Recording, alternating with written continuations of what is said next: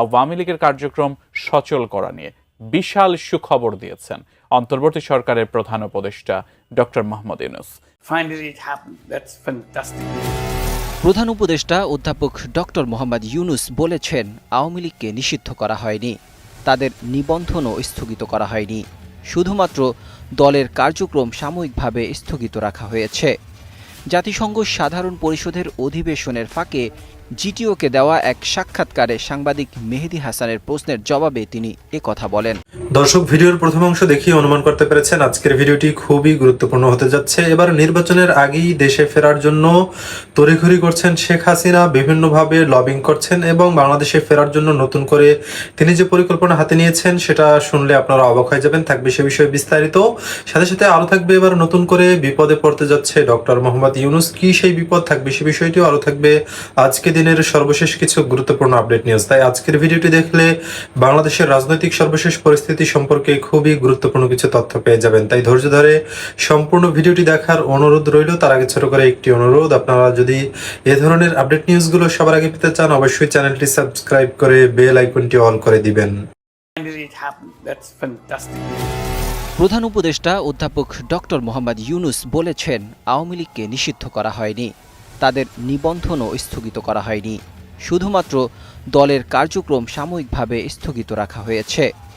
জাতিসংঘ সাধারণ পরিষদের অধিবেশনের ফাঁকে জিটিওকে দেওয়া এক সাক্ষাৎকারে সাংবাদিক মেহেদী হাসানের প্রশ্নের জবাবে তিনি একথা বলেন।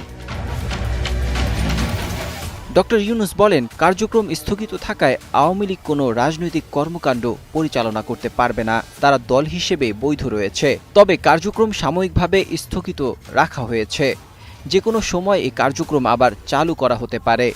কার্যক্রমের উপর নিষেধাজ্ঞা যে কোনো সময় তুলে নেওয়া হতে পারে।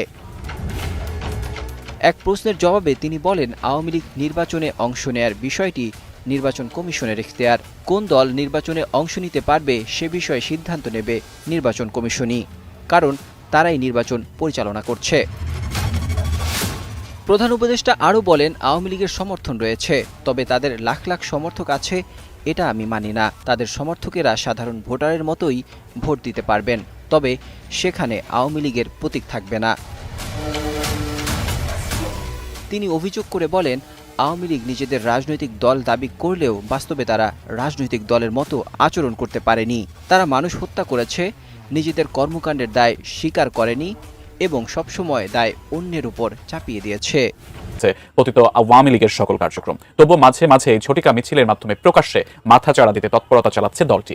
শুধু তাই নয়, অভিযোগ রয়েছে আসন্ন নির্বাচন বানচালে গোপনে ষড়যন্ত্রের ছক কষছেন দলটির শীর্ষ নেতারা।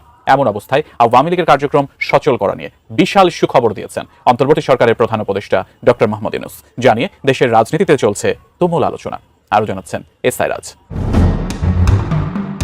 ছাত্র জনতার অভ্যুত্থানের মুখে ক্ষমতাচ্যুত হওয়ার ৯ মাস পর চলতি বছরের ১২ মে আওয়ামী লীগের যাবতীয় কার্যক্রমের ওপর নিষেধাজ্ঞা দিয়ে প্রজ্ঞাপন জারি করে অন্তর্বর্তী সরকার। প্রজ্ঞাপনে বলা হয়, বিচার প্রক্রিয়া শেষ না হওয়া পর্যন্ত দলটির সকল কার্যক্রম নিষিদ্ধ থাকবে, যে কারণে আসন্ন ত্রয়োদশ জাতীয় সংসদ নির্বাচনে দলটির অংশ নেওয়া নিয়ে তৈরি হয় সংশয়। যদিও ইসি সচিব সম্প্রতি এক প্রশ্নের জবাবে জানান, আইনগত নিষেধাজ্ঞা থাকায় নির্বাচনে অংশ নিতে পারবে না আওয়ামী লীগ। এমন যখন অবস্থা, তখনই এক বিশাল সুখবরের ইঙ্গিত পেয়েছে দলটি, তাও আবার অন্তর্বর্তী সরকারের প্রধান উপদেষ্টা অধ্যাপক ডক্টর মোহাম্মদ ইউনূসের একটি বক্তব্যের মাধ্যমে। তিনি বলেছেন, যে কোনো সময় সচল করা হতে পারে আওয়ামী লীগের কার্যক্রম। জাতিসংঘ সাধারণ পরিষদের অধিবেশনের ফাঁকে জিটিওকে দেওয়া এক সাক্ষাৎকারে সাংবাদিকদের এক প্রশ্নের জবাবে এমন মন্তব্য করেন ডক্টর মোহাম্মদ ইউনূস। নতুন বাংলাদেশ গড়তে এলো জুলফিকার স্টিল। জুলফিকার স্টিল, ইস্পাত দৃঢ় অঙ্গীকার। সাক্ষাৎকারে এক প্রশ্নের জবাবে ডক্টর মোহাম্মদ ইউনূস বলেন, অন্তর্বর্তী সরকার আওয়ামী লীগকে নিষিদ্ধ করেনি, এমনকি তাদের রেজিস্ট্রেশনও স্থগিত করা হয়নি, শুধুমাত্র তাদের কার্যক্রম স্থগিত করা হয়েছে। ২৯ সেপ্টেম্বর প্রকাশিত এ সাক্ষাৎকারে প্রধান উপদেষ্টা বলেন, কার্যক্রম স্থগিত হওয়ায় তারা কোনো রাজনৈতিক কর্মকাণ্ড করতে পারবে না। তারা একটি দল হিসেবে বৈধ, কিন্তু তাদের কার্যক্রম কিছু সময়ের জন্য স্থগিত করা হয়েছে, যে কোনো সময় তাদের কার্যক্রম সচল করা হতে পারে। They want everything to be done right now, not tomorrow. নির্বাচনে আওয়ামী লীগের অংশ নেওয়া নিয়ে এক প্রশ্নের জবাবে ডক্টর মোহাম্মদ ইউনুস বলেন, আওয়ামী লীগের নির্বাচনে অংশ নেওয়ার বিষয়ে নির্বাচন কমিশন ব্যাখ্যা দিতে পারবে, কারণ তারা নির্বাচনের আয়োজন করছে। তিনি বলেন, আওয়ামী লীগের লাখ লাখ সমর্থক আছে, এটা তিনি মানেন না, তবে তাদের সমর্থক আছে যেসব সমর্থকরা সাধারণ ভোটারদের মতোই ভোট প্রদান করতে পারবে। সেক্ষেত্রে শুধু আওয়ামী লীগের প্রতীকী থাকবে না। ডক্টর মোহাম্মদ ইউনুস বলেন, আওয়ামী লীগ নিজেদের রাজনৈতিক দল বললেও তারা রাজনৈতিক দলের মতো নিজেদের তুলে ধরতে পারেনি। তারা মানুষ হত্যা করেছে, এমনকি তারা যা করেছে তার কোনো দায় পর্যন্ত তারা নেয়নি। শুধু তাই নয়, তাদের এই কর্মকাণ্ডের জন্য তারা সবসময় অন্যকে দোষারোপ করেছে। এদিকে পতিত আওয়ামী লীগ নিয়ে প্রধান উপদেষ্টার এমন মন্তব্যের প্রতিক্রিয়ায় ক্ষোভ জানিয়েছেন গণ অধিকার পরিষদের সাধারণ সম্পাদক মোহাম্মদ রাশেদ খান। মঙ্গলবার নিজের ফেসবুক আইডিতে দেওয়া এক পোস্টে তিনি লেখেন, তিনি মনে করেন অন্তর্বর্তীকালীন সরকারের কোনো একজন উপদেষ্টাকে আওয়ামী লীগের প্রধান হিসেবে দায়িত্ব দেওয়া যেতে পারে। প্রধান উপদেষ্টা নিজেও চাইলে এই দায়িত্ব নিতে পারেন বলে মনে করেন রাশেদ খান।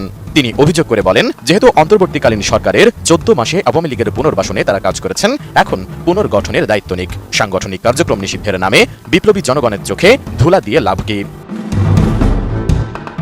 এসআই রাজ, এটিএন নিউজ, ঢাকা। দেখতে পেলেন বিস্তারিত। এ সম্পর্কে আপনাদের মন্তব্য কমেন্টে লিখে পাঠাবেন। ভিডিও ভালো লাগলে চ্যানেলটি সাবস্ক্রাইব করতে ভুলবেন না। এবারের মতো এখানেই বিদায় নিচ্ছি। শীঘ্রই দেখা হবে নতুন কোনো ভিডিও নিয়ে। ততক্ষণ সকলে ভালো থাকুন, সুস্থ থাকুন। আসসালামু আলাইকুম ওয়া রাহমাতুল্লাহি ওয়া বারাকাতুহু।